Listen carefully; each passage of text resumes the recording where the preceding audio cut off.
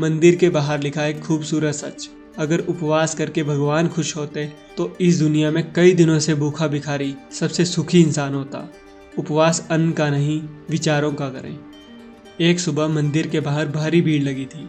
लोग हाथों में फूल, नारियल और प्रसाद लेकर भगवान के दर्शन करने आए थे। उसी भीड़ में एक युवक था, राघव। राघव पिछले 7 दिनों से उपवास कर रहा था। उसे विश्वास था कि अगर वो भूखा रहेगा तो भगवान जरूर उसकी मनोकामना पूरी करेंगे। वो हर दिन मंदिर आता, भगवान के सामने सिर झुकाता और अपने मन की इच्छाएं दोहराता। हे प्रभु, मेरी नौकरी लग जाए, मेरी माँ की तबीयत ठीक हो जाए और मेरी जिंदगी बदल जाए। मंदिर के बाहर एक भिखारी रोज बैठा होता, मैला कुचैला कपड़ा, फटी थैली और चेहरे पर हमेशा एक मुस्कान। हर दिन वो राघव को देखता और कहता, बाबूजी, भूखे रहकर भगवान नहीं मिलते, भूले हुए इंसान को खाना खिलाकर मिलते हैं। राघव उसे सुनकर मुस्कुरा देता, पर कभी रुकता नहीं।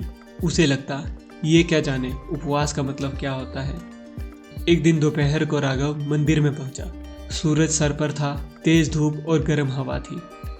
उस दिन वो 7वें दिन का उपवास कर रहा था, लेकिन कमजोरी इतनी थी कि उसके पैर कांप रहे थे। फिर भी उसने कहा, बस आज पूरा हो जाए तो भगवान मेरी जरूर सुनेंगे। लेकिन मंदिर के अंदर पहुंचते ही उसकी आंखें झपकी और वो वहीं गिर पड़ा। पूरी भीड़ उसके चारों ओर इकट्ठी हो गई, पर किसी ने आगे बढ़कर उसकी मदद नहीं की। तभी वो भिखारी दौड़ता हुआ उसके पास आया। उसने अपने थैले से वो आखिरी सूखी रोटी निकाली जो शायद उसका पूरा दिन का खाना थी।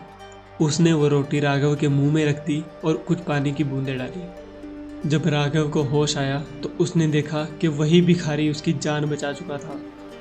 वो बोला, तुम तो खुद भी कई दिनों से भूखे थे, फिर भी तुमने मुझे अपना खाना क्यों दिया। इस पर भिखारी मुस्कुराया और बोला, बाबूजी, मैंने उपवास अन्न का नहीं, स्वार्थ का किया है। जब तक किसी और का पेट खाली है, तब तक मेरा उपवास अधूरा है। यह सुनकर राघव की आंखों में आंसू आ गए और उसे एहसास हुआ, सच्चा उपवास पेट का नहीं बल्कि विचारों और व्यवहार का होता है। उस दिन के बाद राघव ने उपवास करना बंद कर दिया, पर हर शनिवार वो मंदिर जाने से पहले कम से कम 5 जरूरतमंद लोगों को खाना खिलाता, क्योंकि अब उसे समझ आ चुका था कि भगवान भूखे पेट में नहीं, भरे दिल में बसते हैं। दोस्तों, हम में से बहुत से लोग सोचते हैं कि पूजा, व्रत और उपवास से भगवान खुश होते हैं, लेकिन सच्चाई ये है कि भगवान हमारी भूख से नहीं बल्कि हमारी भक्ति से खुश होते हैं।